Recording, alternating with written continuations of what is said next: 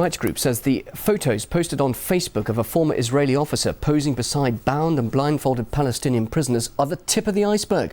The group, breaking the silence, even went as far as publishing photos of other soldiers in front of Palestinian prisoners. The Israeli army had been defending itself by saying it was a one-off and promised to investigate. Palestinian officials say this incident shows the true attitude of Israelis. Louis Frankenthaler from the Public Committee Against Torture in Israel says the Jewish state's army lacks discipline and psychological training.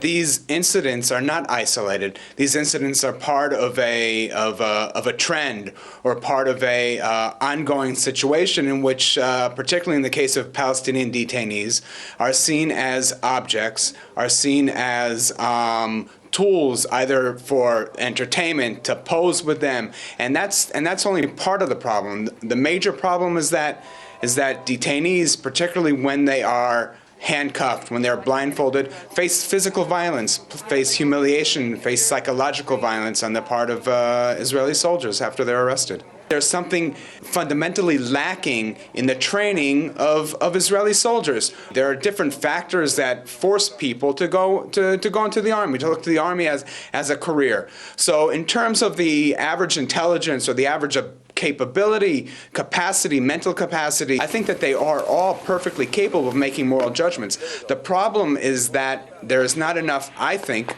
not enough human rights training in the army to explain and to make it clear what is allowed and what is not allowed. And then there's not enough accountability. Soldiers are not held accountable. The number of soldiers who are actually prosecuted for violence is so minuscule. Palestinians are afraid to file complaints because they're afraid of retribution, and they know that there will not be sufficient prosecutions. There's a systematic problem of impunity, whether it be interrogational torture, whether it be violence against detainees.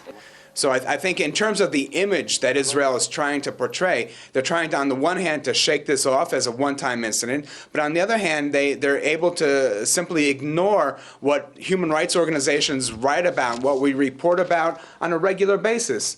That we know that, for years, these incidents have been going on. For years, we've been talking about them and demanding prosecution, demanding accountability.